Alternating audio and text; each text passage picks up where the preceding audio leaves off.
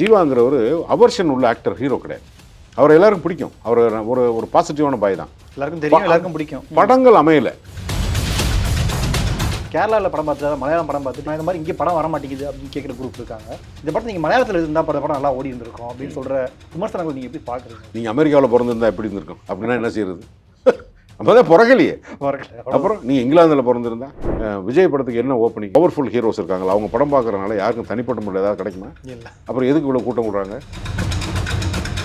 ஜீவா வர்றாரு, பேசிக்கிட்டு இருக்கேன். சீன் பிரகாரம் எனக்கு முதல்ல சொல்லிடுவாங்க, உன்ட்ட இந்த டைலாக் சொல்ல போறாரு, அவன் பக்கத்து வீட்டில் செத்து போயிட்டான்னு சொல்லிட்டு போறாரு. ஆனால் நடிக்கும்போது நான் அது எதுவுமே எனக்கு தெரியாம மாதிரி நடிக்கணும். பூராத்தையும் சொல்லிட்டு அப்புறம் அவங்க ஆடியன்ஸ் கிட்ட ஓப்பன் ஆகிடும்ல.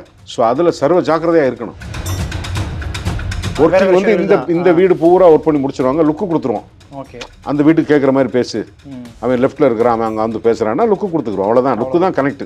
நாங்கள் 2 பேரும் சேர்ந்து நடிச்சதுன்னு பார்த்தா கிளைமேக்ஸ் மாத்திரம் தான். எனக்கு அது டேங்க் உடையும் போது நாங்கள் இல்லை, நான் ஃபோன் பண்ணி உடஞ்சிருச்சா ஒழுங்கா ஏன்னா ஒரிஜினல் சிஜி எவ்வளோ உடைச்சாங்க. ஒரிஜினல் நான் பாவிகளா?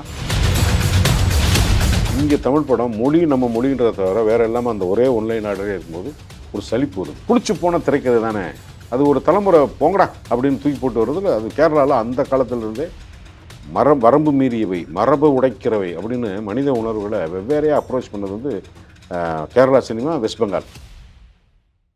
ஃபில்மி பீட் தமிழர்களுக்கு வணக்கம். நான் உங்கள் ரஞ்சித். இந்த ஒரு முக்கியமான இன்டர்வியூவில் நம்மளோட இருக்கிறது யாருன்னு பார்த்தீங்கன்னா, சினிமாவிலும் சரி நிஜ வாழ்க்கையிலும் சரி ரொம்ப யதார்த்தமான ஒரு மனிதராக, ப்ராக்டிக்கலாக என்ன விஷயங்கள் நடக்கும், எதை பேசணும், எதை பேசக்கூடாதுன்னு தெரிஞ்சு பேசக்கூடிய ஒரு மிக முக்கியமான நடிகர் மட்டும் கிடையாது, ஆரம்ப சொன்ன மாதிரி ஒரு யதார்த்தமான மனிதரும் கூட. இளவரசு அவர்கள், வணக்கம் சார். வணக்கம். வணக்கம் தம்பி. வணக்கம் தம்பி. நல்லா இருக்கீங்களா? நல்லா இருக்கேன். நீங்கள் எப்படி இருக்கீங்க? நல்லா இருக்கேன். 2026 எப்படி ஆரம்பிச்சிருக்கு? போல நல்லா ஆரம்பிச்சிருக்கு. நல்லா ஆரம்பிக்கலனாலும் ஆரம்பிக்கும்ல நம்பிக்கையில் வாழ்வோம்ல. அதனால நல்லா ஆரம்பிச்சிருக்கு. Super sir. முதல்ல வாழ்த்துக்கள் சார். நன்றி. ட்ரிபிள் டிக்காக தலைவர் தம்பி தலைமை. நன்றி, ரொம்ப நன்றி. ஏன்னா இந்த பொங்கலுக்கு என்னென்னமோ படங்கள்லாம் வரும். 2 படம் தான் பெரிய படம் ரிலீஸ் ஆக போகுது, அவ்வளோதான். மற்ற படம்லாம் எதுவும் ரிலீஸ் ஆகாது எதிர்பார்த்துட்டு இருக்கும்போது டக்குன்னு ஒரு படம் ரிலீஸ் ஆகலை, இன்னொரு படம் ஒரு 4 நாளைக்கு முன்னாடி ரிலீஸ் ஆகுது. கடைசி நேரத்தில் 2-3 படங்கள் ரிலீஸ் ஆகுது. அதில் எதிர்பார்க்காத படம் தான் நீங்கள் நடித்த ட்ரிபிள் டி தலைவர் தம்பி தலைமையில். படம் ரிலீஸ் ஆகிறதுக்கு முதல் நாளே ப்ரெஷ் ஷோ போடுறாங்க, பார்த்துட்டு ஒரு பாராட்டுகள் கிடைக்குது. இந்த படம் தான் இப்போ பொங்கல் வின்னர் அப்படின்னு ஓப்பனாகவே எல்லாருமே சொல்கிறாங்க.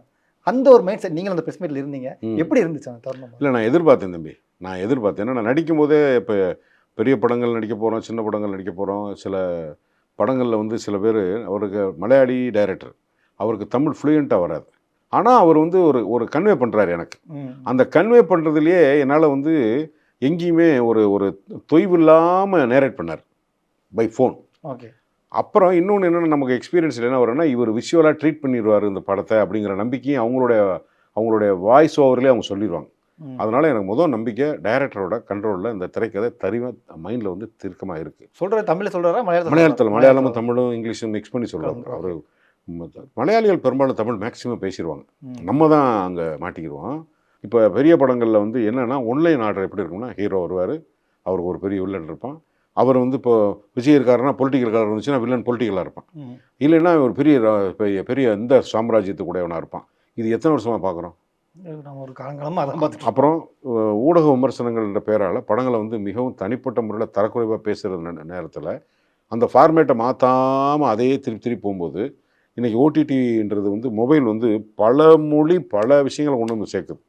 உலகம் பூரா ஒவ்வொருத்தரும் உங்களுக்கு அந்த நாட்டில் ஒரு ஓடிடி இருக்கமே நீங்கள் அதை பார்க்கலாம். ஆமாம், உங்களை யாரும் தடுக்க முடியாது. அப்போ உங்களுடைய ரசனை வெவ்வேறு விதமான இடங்களில் பைபாஸ் ஆகிட்டே போகுது. இங்கே தமிழ் படம் மொழி நம்ம மொழின்றதை தவிர வேறு எல்லாமே அந்த ஒரே ஒன்லைன் ஆர்டரே இருக்கும்போது ஒரு சலிப்பு வருது. அதையும் தாண்டி சில ஹீரோஸுக்கு வந்து ஒரு 2 வாரம் 3 வாரத்துக்கு வந்து ஒரு ஓப்பனிங் இருக்குது, அதுதான் வணிக சினிமான்னு நினச்சிக்கிட்டு போகிறோம். இதில் அது எதுவுமே இல்லைங்கிறது எனக்கு ஒரு நம்பிக்கை இருந்துச்சு. ஏன்னா நிச்சயமாக தேட்டருக்கு மாத்திரம் ஆடியன்ஸ் வந்தாங்கன்னா அந்த படத்தை ரசிச்சிருவாங்க அப்படின்னு நான் ஒரு சினிமாக்காரனாக அத்தனை வருஷம் இருக்கிறதுல என்னோட உள்ளுணர்வு இந்த படத்தின் மேலே எப்படியும் வந்து படம் ஃப்ளாப் கிடையாது. இதை வந்து நாங்கள் சூப்பர் ஹிட்டு, ஒரு ரஜினி சார் படம், ஒரு விஜய் படம், ஒரு அஜித் படம் மாதிரி கலெக்ட் பண்ணணும் அப்படின்னு நம்ப முடியாது. ஜீவாங்கிறவர் அவர்ஷன் உள்ள ஆக்டர், ஹீரோ கிடையாது. அவர் எல்லாருக்கும் பிடிக்கும். அவர் ஒரு பாசிட்டிவான பாய் தான். எல்லாருக்கும் தெரியும், எல்லாருக்கும் பிடிக்கும். படங்கள் அமையலை. ஸோ ஒரு வேட்டியை கட்டிக்கிட்டு வந்து நின்று இப்போ ஊரில் வந்து ஜீவா மாதிரி ஒருத்தர் நின்றாருன்னா எல்லாராலையும் விரும்பப்படுற ஒருத்தர் தான் அந்த கதையினுடைய நாதம். அதில் வந்து டூயட் வந்துச்சு, பலவடிக்கும் அவன் வந்தான் அப்படி இல்லாமல் 2 பேர் 2 குடும்பம், அந்த 2 குடும்பத்துக்கு ஏற்ப ஒரு சின்ன விஷயங்கள காரணம் இல்லாமல் 2 பேரும் பகிச்சுக்கிட்டாங்க. அதில் நடக்கிற சீக்வன்சஸ்ஸு. அப்புறம் நடிச்சுக்கிட்டு இருக்கும்போதே ஒரு 5 நாள் 6 நாளுக்கு அப்புறம் டைரக்டர் என்ன திருப்பி ஒன்றுக்குள்ளேயே சுற்றுறமா, 2 பேருமே சண்டை போட்டே இருக்குமே படம் பூரா அது தாங்குமா அந்த கேள்வி எங்களுக்கு வரும்ல. ஆமாம் நிச்சயம். நான் ஓவராலாக கேரக்டர் கேட்கும்போது ஒரு எண்டு வரைக்கும் என்ன எழுதி பேப்பர் கொடுங்க அப்படின்னா நான் கேட்குற பழக்கம் எனக்கு இல்லை. ஏன்னா தெரிஞ்சு ஒன்றும் ஆக போகிறதில்ல, எடுக்கிறதா எடுக்க போகிறாங்க. இல்லை சார் அப்படின்னு சொல்லி எனக்கு ஒரு செகண்ட் ஹாஃப் சொல்கிறார். செகண்ட் ஹாஃப் சொல்லும்போது அவர் சொல்லிக்கிட்டு இருக்கும்போது ஒரு எங்கேயாவது ஒரு இடத்துல நமக்கு இறங்கும்ல, அப்படி ஒரு கேரக்டர் அப்படி ஆள வரும் ஆயாள் வரும் ஆயாள் வரும் இவங்க வரும்னு அது எனக்கு சில இடங்களில் என்னால் ஃபாலோ பண்ண முடியல. ஆனால் ஒரு ஒரு இடத்துல இன்செர்ட் போட்டு கூட்டிகிட்டே போகிறாப்புல. ஸோ 1 வந்து 3 - 2 2 + 1ன்னு திரைக்கதைன்றது ஒரு கணக்கு. அந்த கணக்கை பொறுத்த மட்டும் மைண்டில் கிளியராக இருக்கா அப்படி. ஸோ இது வந்து கேரி ஓவர் ஆகிடும் அப்படின்னு ஒரு பெரிய நம்பிக்கை இருந்தது. எல்லாரும் வந்து அதை பார்க்கும்போது இப்போ எனக்கு என்ன நம்பிக்கைன்னா, நான் பொதுவாக புரிஞ்சு வச்சுருக்க என்னோட புரிதலும் ரசனையும் ஒன்றா இருக்குது அப்படின்னு எனக்கு ஒரு உற்சாகம் உள்ளுக்குள்ளே. நான் என்னை வந்து அப்படி என்ன பரவாயில்லடா நம்ம வந்து இப்போ இந்த ஒரு ஒரு பொதுவான ரசனையை நம்ம புரிஞ்சு வச்சுக்கிறது இந்த படத்தோட டேலி பண்ணிக்கிறேன். இதுதான் என்னோட அனுபவம் இந்த படத்தை பொறுத்த மட்டும். Super sir. ஏன் அப்படின்னா நீங்கள் சொன்ன மாதிரி அந்த ரைட்டிங் படத்துடைய ஆரம்பத்தில், ஏன்னா ஹீரோ யாரும் நம்ம சொல்ல முடியாது இல்லை, எல்லா கேரக்டருமே கிட்டத்தட்ட ஹீரோ தான். ஹீரோயின் தனியாக கிடையாது, ஒரு இன்ட்ரோ சாங்கு ஃபைட்டு எதுவுமே கிடையாது. கதை ஆரம்பிக்குது, டக்கு டக்குன்னு போகுது, அடுத்தடுத்து ஒரு கேரக்டர் உள்ள வந்துக்கிட்டே இருக்காங்க. இன்ட்ரெஸ்டிங் ஆகுது, அடுத்து என்ன நடக்க போகுதுன்னு. இந்த ஒரு ரைட்டிங் ப்ராசஸ் எப்படி சார் பார்க்குறீங்க நீங்கள்? இல்லை அதுதான் பேப்பரில் இருந்தால் தான் சட்டியில் இருந்தால் தான் ஆப்பில் வர மாதிரி கிளியராக இருந்துட்டா எழுதிடலாம். குழப்பம் இருந்தால் தான் எழுதுவோமா சரியாக இருக்கா தப்பாக இருக்கட்டும். இதை எழுதுனதுக்கப்புறம் நடிகர் கையில் கொடுக்கப்படுது. இப்போ தம்பிராமையிட்ட கொடுக்குறாங்க, ஏன்ட்ட கொடுக்குறாங்க. எங்கள் பிஹேவியர் வந்து அந்த எழுத்தாளன இந்த இயக்குனரையும் வேறொரு வாடி உருவம் வந்துடுதில்ல. முதல்ல பேப்பரில் இருக்குது, பேப்பர்லேருந்து எங்கிட்ட வந்ததுக்கப்புறம் அது சினிமாவாகி போட்டு பார்க்குறோம். போட்டு பார்க்கும்போது மைண்டில் எழுதும்போது இப்போ நீங்கள் எந்த ஒரு விஷயத்தையும் படிக்கிறீங்கன்னா அதுக்கு ஒரு படம் ஓட ஆரம்பிக்கும். நம்ம யோசிச்சு பார்ப்போம், படம் ஓடும், மண்டையில் படம் ஓடும். எதையும் வந்து அப்படியே நினைக்க முடியாது. ஒரு காட்சி இல்லாமல் நீங்கள் எதையுமே நினைக்க முடியாது. அப்போ இது இப்படி இருக்குது, இது இப்படி இருக்குது, இது இன்னும் கொஞ்சம் கூடுது, கொஞ்சம் கூட நம்ம செஞ்சதெல்லாம் சரின்னு இல்லாமல் அதை ஒரு கேள்வியோடையே பார்த்துக்கிட்டே இருந்தோம்னா நமக்கு தப்பு தெரிஞ்சிடும். வெற்றி வந்து நம்ம யாரும் வெற்றியை புறக்கணிப்போமா, தோக்குறதுக்காக யாரை படம் இருப்போமா? அது உட்காந்துருயா சில சமயங்கள் அது வந்து கரெக்டாக உட்காந்துரும். அது இந்த படத்தில் உட்காந்துருச்சுன்றதான் என்னோட புரிதல். இவரோட முந்தைய படம் பார்த்தீங்க சார் மலையாளத்தில்? பார்த்தேன். அப்போ வந்து இவரோட வேலை செய்ய போகிறோம்னு தெரியாதுல்ல. ஓகே. இல்லை இப்போ மலையாளத்தில் இப்போ அவங்க அந்த காலத்துலேருந்து இன்னைக்கு வரைக்கும் அவங்களுடைய உளவியல் வேற. நம்ம அப்படியே மேலே தென்மேற்குலேருந்து இப்படி வந்துக்கிட்டே இருந்தோம்னா அப்படியே மெலோட்ராமா கூட்டிகிட்டே போய் பெங்காலில் போனோன்னு ஒதுங்கிடும். அந்த பக்கம் பெங்காலில் அப்படி போயிடும். இந்த பக்கம் ஒரு மெலோட்ராமிக் ஏரியா தான் இந்த இருந்துக்கிட்டே இருக்கணும். இன்னமும் ஹிந்தியில் வந்து அரே ரா வா டூ டாய்னு வரலையே, இன்னும் முழுசாக விட்டு வரலையே சார். சில சீக்வன்சஸ் வருது, சில படங்கள் வருது, தவிர ஓவரால் கமர்ஷியல் சினிமாங்கிற இன்னும் அந்த வரையறை தாண்டலையே. அமிதாப் சார் இருக்கிற வரைக்கும், அமிதாப் சார் மார்க்கெட்டில் வரைக்கும் ஒரு டானை தூக்கி போட்டு முடிக்கிறது தான் கதை. ஆமாம். ஒரு வில்லன் ப்ரான் ஒரு டான் வந்து ஹெலிகாப்டரில் வருவாங்க, முதல்ல குதிரையில் வருவாங்க. இப்படித்தானே நம்ம பார்த்துக்கிட்டு இருந்தோம். நம்ம அதனுடைய ஆமாம் அவ்வளோதானே இருந்துச்சு. பிடிச்சி போன திரைக்கதை தானே அது. ஒரு தலைமுறை போங்கடா அப்படின்னு தூக்கி போட்டு வருதுல. அது கேரளாவில் அந்த காலத்திலிருந்தே வரம்பு மீறியவை, மரபு உடைக்கிறவை அப்படின்னு மனித உணர்வுகளை வெவ்வேறையாக அப்ரோச் பண்ணது வந்து கேரளா சினிமா, வெஸ்ட் பெங்கால். ரெண்டும் தான் வேறையாக இருந்தது. நம்ம கொஞ்சம் அப்படி ஒட்டி வந்தோம். இப்போ பராசக்தினா பழைய பராசக்தி இனிமேல் சொல்லும்போது 2ஆக சொல்லணும். இப்போ அந்த படம் வரும்போதும் சரி, அதாவது கடவுளை ஆதரித்து படம் எடுத்தது ஏபி நாகராஜன். கடவுள் மறுப்பாக வந்து கலைஞர் கதை வசனத்தில் அந்த பக்கம் ஒரு சினிமா, 2 சினிமாவே இருந்துச்சுங்க. பக்தியை அடிப்படையாக கொண்டது, பக்திக்கு எதிரான கொண்டது. ரெண்டு கான்செப்ட் தான் இங்கே நம்ம ஊர் இருந்தது. அங்கே அப்படி இல்லை. ஆண் பெண் உறவு முறையிலேயே பிரித்து மேய்ஞ்சிருக்காங்க மலையாளத்தில். ஈவன் இதில் கூட இப்போ நம்ம சமூகத்தில் வந்து புறக்கணிக்கப்பட்ட உறவுகளில் இருக்கிற நியாயத்தை சொன்னது மலையாள சினிமா தானே. மம்முட்டி கூட ரீசெண்டாக 2-3 படங்கள் பண்ணியிருக்காரு அந்த மாதிரி. இப்போ சொல்கிறது ஆச்சரியம் இல்லையா? 2000க்கு வந்து ஜின்சி தலைமுறைக்கு இந்த மாதிரி படம் எடுக்கிறது ஆச்சரியம் இல்லை. அப்போ போட்டோ எடுத்தால் ஆயுசு கம்மின்னு இருந்த காலத்தில் அவங்க அந்த மாதிரி சிந்திச்சு படம் எடுத்தவங்க. சார் நீங்கள் சொல்லும்போது எனக்கு ஒரு கேள்வி விடுது. எல்லாருமே சொல்கிறது தான், கேரளாவில் படம் பார்த்துட்டு மலையாளம் படம் பார்த்துட்டு ஏன் மலையாளத்தில் இந்த மாதிரி இங்கே படம் வர மாட்டேங்குது அப்படின்னு கேட்குற குரூப் இருக்காங்க. சில படங்கள் தமிழில் அந்த மாதிரி படம் எடுத்திருந்தாலும் சரியாக போயிருக்காது. இந்த படத்தை நீங்கள் மலையாளத்தில் இருந்தால் படம் நல்லா ஓடி இருந்திருக்கும் அப்படின்னு சொல்கிற விமர்சனங்கள் நீங்கள் எப்படி பார்க்குறீங்க? அது வந்து பிரயோஜனம் இல்லையா, பேசிக்கிற வேண்டியது. நீங்கள் அமெரிக்காவில் பிறந்திருந்தா எப்படி இருந்திருக்கும்? அப்படின்னா என்ன செய்யறது? அப்போ தான் பிறக்கலையே. அப்புறம் நீங்கள் இங்கிலாந்தில் பிறந்திருந்தா அது நம்ம ஆளினால் அழகாது. ஏன் அறிவுக்கெல்லாம் நான் அமெரிக்காவில் பிறக்கணும்னு கண்டுபிடிச்சா டைலாக் பேசுவார்ல. அதில் ஒரு பெரிய பொருள் செறிவு இருக்கிறதா நான் கருதலை தம்பி. ஒரு ஆற்றாமை, ஒரு ஆதங்கம் அப்படி வேணால் எடுத்துக்கலாம். அந்த படத்தை வந்து நல்லா கொண்டாடி இருக்கலாமே, ஓடி இருந்தால் நல்லா இருந்திருக்குமேன்னு சினிமாவுக்கு சம்மந்தம் இல்லாதவங்க சொல்லும்போது அது ஒரு ஆறுதல் தானே எனக்கு. அப்படி தான் எடுத்துக்கிற தவிர அதில் ஒன்றும் அதனால் நமக்கு எந்த வேலையும் பிரயோஜனம் இல்லை. பிரயோஜனம் இல்லை. பிரயோஜனம் இல்லை. ஆனா வணிக நோக்கம் அவங்களுக்கு இல்லையா பெருசா? இங்க தமிழ் சினிமா தான் வணிக நோக்கம் தான், நம்ம கமர்ஷியல் நோக்கி நம்ம போறோமா இங்க? இல்லை, எல்லா இடத்துலையும் வணிக நோக்கம் இல்லாமல் ஒரு ஒரு விஷயம் உயிர் வாழாது தம்பி. வணிகத்தோட சம்மந்தப்படலைன்னா உயிர் வாழாது. எல்லா உறவுகளும் எந்த இது வந்து காசு அதில் வரல, அதில் வர லாபம் இல்லைன்னா எதுவும் உயிர்க்காது, ஆட்டோமேட்டிக்காக அழிஞ்சு போகும். அதனால் அதில் வந்து சந்தேகமே கிடையாது. கடைசியாக சுற்றி எல்லாரும் வந்து ஆடின்ட்ட போனீங்கன்னா விஜய் படத்துக்கு என்ன ஓப்பனிங், என்ன விஜய் படம் வந்தால் எல்லாரும் வீட்டுக்கும் விஜயோ ரஜினி, இப்போ எம்ஜிஆர் சார் காலத்துலேருந்து எடுத்துப்போம். ஒரு ஹீரோவோட பவர்ஃபுல் ஹீரோஸ் இருக்காங்களா, அவங்க படம் பார்க்குறதுனால யாருக்கும் தனிப்பட்ட முறையில் ஏதாவது கிடைக்குமா? இல்லை. அப்புறம் எதுக்கு இவ்வளோ கூட்டம் விடுறாங்க? அதை நீங்கள் பிரித்து பேசுனா அதில் ஏதாவது இருக்கா? காரணம் தெரியுமா? தெரியாது. ஏன் வரலைன்றதுக்கு, ஏன் வர்றாங்கன்றது காரணம் தெரியாத போது வராதுக்கு எப்படி காரணம் கண்டுபிடிக்கிறது? அப்போ அங்கே தான் நேரமுங்க, காலமுங்க, அதிர்ஷ்டமுங்க, ஜாதகமுங்கன்னு எதையோ சொல்லிக்கிறோம். அதுக்கு ஒரு லாஜிக்கே இல்லைப்பா, ஒரு லாஜிக்கே இல்லை. வரமாட்டாங்க, அவ்வளோதான். இப்போ இந்த படத்துக்கு எப்படி வந்தாங்க ஒரு நாளில் போஸ்ட் ஒட்டி? அதான் ஆச்சரியமா இருக்கு. இந்த படத்தில் உங்களுடைய கேரக்டர் பேர் இளவரசு. ஆமாம், கேரக்டர் பேர் ஃபர்ஸ்ட் டைம் இதான் வைக்கிறாங்களா? இது மாதிரி வச்சிருக்காங்களா சில படங்கள்ல? தெரியலையே. ரீசெண்ட் டைம்ல நான் பார்க்கும்போது இந்த படத்துல தான் இளவரசி எதுலயே வச்சிருந்தாங்க. என்ன காரணம் கேட்டீங்களா? நீ சொன்னதுக்கு அப்புறம் தான் ஆமான்னு எனக்கு தோணுது. எனக்கு அது இல்லை, எனக்கு இப்போ என் பேரை நீங்கள் தானே பயன்படுத்துறீங்க, நானா பயன்படுத்துறேன்? இல்லை, எனக்கு வேற படங்கள் எதுவும் வச்சாங்களான்னு தெரியலையே. இல்லை, எனக்கு ஞாபகம் இல்லை. நீங்க கேட்டீங்களா டேரக்டர்கிட்ட எதுக்கு கேரக்டர் பேரு அப்படின்ட்டு? அதான் சொல்கிறேன், எனக்கு பாதியில் தான் தெரியும் என் பேரே வச்சிருக்காங்கன்னு. அப்படியா? ஏன்னா ஜீவா சாருக்குமே அவர் ஜீவா கேரக்டர் பேர் வச்சிருந்தாங்க. அது வந்து ஷூட்டிங் காலையில் 6 மணிக்கு போனோம்னா சீன் கொடுத்த ஆரம்பிச்சாங்கன்னா நைட் 2 மணி வரைக்கும் மாறி மாறி மாறி ஃப்ளோவாக போயிட்டு அதுக்குள்ளேயே இருப்போம். பர்சனலாக சும்மா லேசாக கூட பேச முடியாது. டீ காஃபி பிரேக் டைமை தவிர அதுக்குள்ளேயே சுற்றிக்கிட்டே இருப்பேன். என்னன்னா எங்கேயுமே நான் வந்து அந்த அந்த அந்த அவரோட நான் டைப் ஆகணும். புதுசாக ஒர்க் பண்ணுறேன் டைரக்டர். ஸோ அவர் மைண்டில் ஒன்று வச்சுருப்பார். புது டைரக்டர் ஒர்க் பண்ணும்போது எப்போவுமே என்னென்னா எனக்கு ஒரு பயிற்சி, எனக்கு என்னுடைய முதல் அனுபவம் போன படம் வந்து எனக்கு ஹெல்ப் பண்ணக்கூடாதுன்னு நினைப்பேன். ஏன்னா நான் முதல்ல இருக்கிறத மனசில் வச்சுக்கிட்டு இந்த கேரக்டர் நடிக்க முடியாது. ஸோ இங்கே ஒரு பிஹேவியர் மாறினப்போ வந்து நான் ஜீவா வர்றாரு, பேசிக்கிட்டு இருக்கேன்.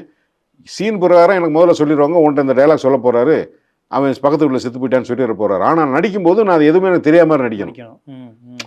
பூராத்தையும் சொல்லிட்டு அப்புறம் ஆடியன்ஸ் கிட்ட ஓப்பன் ஆகிடும்ல. ஸோ அதில் சர்வ ஜாக்கிரதையாக இருக்கணும். அப்போது என்னுடைய மைண்டை நான் எங்கே ப்ரிப்பேர் பண்ணோம்னா இது எனக்கு அடுத்து நடக்க போகிற காட்சி நடக்க போகிறது எனக்கு தெரியக்கூடாது கேரக்டர். அப்படி என்னுடைய மனநிலையை உருவாக்கும் போது நான் என்னை வந்து மைண்ட்லேயே வச்சுக்கக்கூடாது, அதுக்குள்ளேயே சுற்றிக்கிட்டு தெரியணும். அப்புறம் ஒரு மணி நேரம் ஒரு ஷார்ட் எடுத்தால் 2 மணி நேரம் உட்காந்த மாதிரி இல்லாமல் ஒர்க் டைட்டாக போச்சுனால ஆட்டோமேட்டிக்காக ஒரு இன்வால்மெண்ட் வர ஆரம்பிக்கும். அதனால் எனக்கு ரொம்ப நேரம் தெரியாது. எனக்கு ரொம்ப நாள் தெரியாது என் பேர் தான் இந்த படத்தை கேரக்டர் வச்சுருக்காங்க தெரியாது. அது அந்த ஃப்ளோலேயே போயிட்டு இருந்தது. அப்புறம் அவர் தம்பிராமே அது ஒரு 3 நாள் மொத்தமாக முடிச்சதுக்கப்புறம் தான் நான் போவேன் ஷெட்யூலில். படத்தில் நீங்கள் பார்க்குறது ஆர்டர் மாறி வரும்.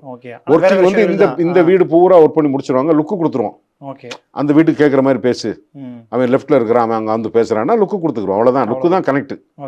அது அந்த மாதிரி தான் அது கிராஃப், சினிமாவோட கிராஃப் அப்படித்தானே தவிர நாங்கள் 2 பேரும் சேர்ந்து நடிச்சதுன்னு பார்த்தா கிளைமேக்ஸ் மாத்திரம் தான், சண்டை போடுறது மாத்திரம் தான். அதுதான் கடைசியாக எடுத்தான். அந்த தண்ணிக்குள்ளே பிறல்றது, அந்த டேங்க் உடஞ்சி போனது வந்தது. எனக்கு அது டேங்க் உடையும் போது நாங்கள் இல்லை, நான் ஃபோன் பண்ணி உடஞ்சிருச்சா ஒழுங்கா. ஏன்னா அவங்க பெருசாக சொல்லிட்டாங்க அது உடையணுமே, அது ஒரு பெரிய இன்ஜினியரிங். அது ஒரிஜினல் எவ்வளோ உடைச்சாங்க, ஒரிஜினல் பாவிகளா? ஓகே, நான் அவ்வளோ பெரிய தண்ணியில் எப்படி உடைஞ்சது? தண்ணி வந்து வேற டேங்கில் எடுத்துகிட்டு இருந்தான், கீழே சாஞ்சது ஒரிஜினல். ஓகே, பாம்பெலாம் வச்சு மாஸ்டர் வச்சு அது எங்கெங்கே பில்ட் பண்ணும்போது எந்த இடத்துல வச்சா உடையும் சொல்லி அந்த வெயிட் பாட்டி, வெயிட்டும் ஜாஸ்தி இருக்கக்கூடாது, ஆளுங்க மேலே வேலை செய்யணும். தாப்பாங்கல்ல ஷார்ட் எடுக்கிறாங்கல்ல, அப்போ நம்மளால பார்த்து ஏறுன்னு 2 தடவை சொல்லுவாங்க. அப்புறம் முதுன்னு மொத்த பேரும் ஏறிடுவான் மேலே. அது இப்போ இது வந்துருச்சா மேலே டாப்பில் போய் அப்படின்னு ஃபோட்டோ எடுக்கிறதுக்கு ஏறுறது மொழ பேரும். அதனால ஒரிஜினலாக பண்ணாங்க தம்பி. ஓகே, பிரில்லியன்ட், பரவாயில்ல. லைட் வேற போயிடுச்சு, அன்னைக்கு மழை வேற வந்துருச்சு, ரொம்ப பெரிய போராட்டத்தில் கரெக்டாக அது கேமராமேன் வந்து ரொம்ப பாராட்டணும், வேறு வழியே கிடையாது. இன்னும் நேரத்தில் இருட்டி இருக்கும், அது டே எஃபெக்டில் அது. ரொம்ப அன்னைக்கு வந்து ரொம்ப படபடப்பாகிடுச்சு. நான் ஃபோனில் கேட்டே இருந்தேன், என்னடாச்சு. எனக்கு வேலை முடிஞ்சு வந்துட்டேன். அவர் முத்துக்குமார்னு இருக்காருல்ல, அவர் அந்த உன்னின்னு சொல்லி அசோசியேட் டைரக்டர், அவங்கள்ட்ட கேட்டே இருந்தேன். உடஞ்சிருச்சு சார். அப்பா எப்படி ஒரு டேங்கை உடைச்சு மிகப்பெரிய இருக்குல்ல, பெரிய ப்ராசஸ் அது தனி செலவுயா, பட்ஜெட்டில் தனி செலவு. அது படத்தில் டைன்னு விழுந்துச்சு, தண்ணி வந்துச்சு. அது சிஜி வந்து மிக்ஸ்டு இருக்குது, வாட்டர் ஃபோர்ஸ் வந்து மொத்தமாங்கிறது நம்ம கொடுக்க முடியாது. ஆனால் வாட்டர் கொடுத்தோம் எங்கள் மேலே வந்து விழுகிறதெல்லாம். அதான் தொழில்முறை நடிகர்கள். நான் தண்ணி வந்து அடித்த மாதிரி ரியாக்ஷன் கொடுக்கணும். கொஞ்சம் ஒரு பக்கெட் தண்ணி அடித்தா கூட நான் ரியாக்ஷன் அதிகமாக கொடுக்கும்போது ஒரு பெரிய அளவு வந்து அடித்தது மாதிரி இருக்கும். அது ஊர் மக்களாக இருக்கும்போது அவங்க ரியாக்ஷன் கொடுக்க மாட்டாங்க, அவங்கள சீட் பண்ணணும். அதுதான் நுட்பம். அது நான் பெருமையாக சொல்லலை. நீங்க சொல்லிங்க, நான் என்ன மாதிரி நிறைய பேர் வந்து சிஜி நடிச்சிட்டு இருந்தாங்க. இல்லை, சிஜி இருக்கு, பட் டேங்க்லாம் ஒரிஜினல். Tank original. ஒரிஜினல் விழுந்ததெல்லாம் ஒரிஜினல். வாட்டர் வந்து சிஜியில் நம்ம ஃபில்அப் பண்ணியிருப்போம். அந்த ஃபில்அப் பண்ணுறதுக்கு நான் ரியாக்ஷன் ஒழுங்காக கொடுக்கணும். ஆமா. இல்லைன்னா தண்ணி அது வேறு அப்படின்னு அடிக்கணும்ல. தண்ணி உங்களை வந்து டம்முன்னு அடிக்கும்போது உங்களுக்கு ஒரு ரியாக்ஷன் இருக்குல்ல பாடியில், ஓவராலாக ஒரு ஃபோர்ஸ் கொடுக்கும்போது உங்கள் ரியாக்ஷன் என்ன, அதுக்கான எக்ஸ்பிரஷன் அப்போ வரணும்ல. இது லொகேஷன் எங்க சார்? இது வந்து ஒரே இடத்துல செட் போட்டுருந்தீங்க. ஆமாம், இது எங்கே அப்படின்னா கம்பம் தாண்டி லோயர் கேம்புக்கு பக்கத்தில். லோயர் கேம்ப் தான் இது. ஒரிஜினலாக லோயர் கேம்ப். அதில் ஒரு மாந்தோப்பு. ஒரு மாந்தோப்பு. அதுல 2 வீடு ஒரிஜினலாக போட்டாங்க. ஒரிஜினல் வீடு தான். வீடு அது வீடு குடியிருக்கலாம். வீடு, டேங்க், அங்கே போனால் காடு, பெரிய காடு. அது வந்து சாதாரணமாக இப்போ ஏப்ரல் மேலாம் அங்கே இருந்துச்சுன்னா வேலை செஞ்சிட முடியாது. யானையெல்லாம் வந்துட்டு போகிற இடம் தான் அது. ஓகே. அந்த கண்டினியூட்டி பிரச்சனை இல்லாமல் எப்படி சார் சமாளிக்கிறீங்க அது? ஏன்னா ஒரே நைட்டில் நடக்கிற கதை. ஆமாம். ஸ்டார்ட் டு எண்டு வர உங்கள் காஸ்டியூம் ஆகட்டும், மேக்கப்பு, 2 செட்டு வச்சுருப்போம். என்னோட சட்டை வந்து 2 என்னைக்கு துவச்சி போட்டுருவாங்க. இன்னைக்கு யூஸ் பண்ணது நாளைக்கு யூஸ் பண்ண மாட்டாங்க. ஒரு செட்டு ரெடியாக இருக்கும். அதே மாதிரி எல்லாத்துக்கும் கெட்டப்பு முதற்கொண்டு நாங்கள் அதான் அதிக வேஷம்லாம் போடுறது இல்லையா. ஆசிட்டிஸ் இருக்கிறது தானே. நான் டெய்லி சேவ் பண்ணிட்டு போனால் போதும். பெரிய கெட்டப்லாம் போடும்போது தான் சிக்கலாயிரும். அந்த சேலஞ்சஸ் நம்ம வச்சுக்கிறது இல்லையா. சோசியல் ஃபிலிமில் இப்போ ஒரு புராண ஃபிலிம்னு வச்சுக்கோங்க, ரொம்ப சிக்கல். வேஷம் போடணுன்ற சிகை தான் நமக்கு வந்து மாற்றம். அது இயற்கையை வந்து மனுஷன் எப்படி பயன்படுத்திக்கிட்டான்னா, நீங்கள் மத அடையாளங்களை பார்த்தீங்கன்னா சிகையை வச்சு தான் பிரிப்பீங்க நீங்கள். அதுக்கு தான் இயற்கையாக பயன்படுத்தணும். அதுலேருந்து தான் கலை கூத்துக்கு வந்து மனுஷன் கூத்தாடி எப்படி மாறுறான்னா, தன்னுடைய சிகையை வச்சு உடை அலங்காரங்கள், சிகை அலங்காரங்களில் தான் கூத்தாடியாக மாறுறான். அந்த கூத்தில் வந்து புராண படங்களாக இருந்தால் ரொம்ப சிக்கல். ஆமாம். இப்போ இவங்க சரஸ்வதி சபதம், கந்தன் கருணையெல்லாம் ப்ளவுஸ் வந்து என்ன ப்ளவுஸ் போடுறது சாமிக்கு? பஞ்சகச்சம் கட்டியிருப்பாங்க. இவருக்கு வேட்டி, சிவபெருமான் என்ன மாதிரி வேட்டி கட்டியிருந்தாரு யாருக்கு தெரியும்? விநாயகருக்கு வந்து இது வச்சு தும்பிக்கை வச்சுட்டா விநாயகர் சொல்கிறோம். முருகனுக்கு என்ன காஸ்டியூம் போடுறது? எவ்வளோ யோசிச்சிருப்பாங்க பாருங்கள். நமக்கு ஓவிய கற்பனையில் கொடுத்துட்டாங்க. அதை முதல்ல முடிவு பண்ணி மக்களுக்கு அறிமுகப்படுத்திருப்பான்ல, அது எவ்வளோ டிஃபிகல்ட் பாருங்க. ஒரு கடவுள், அப்புறம் உருவமற்ற கடவுளுக்கு பிரச்சனை இல்லை. அரூபம் உருவமற்ற கடவுளுக்கு பிரச்சனை இல்லை, வணங்குனா போதுன்றதோட முடிஞ்சு போச்சு. உருவம் கொடுத்துட்டா யார் டிசைட் பண்ணுறது? அதை உடை இல்லாமல் எப்படி பண்றது? சரி, உடைனா எப்படி வரணும்? பெண்களுக்கு என்ன உடை, ஆண்களுக்கு என்ன உடை, ஆபரணம் எப்படி, ஒவ்வொன்றும் டிசைன் பண்ணணும், யோசிக்கணும். பெரிய சிக்கல் தம்பி. அதை திருப்பி பண்றதுக்கே சிக்கலாம். முதல்ல எடுத்தவங்களுக்கு எப்படி சிக்கல் பாருங்க.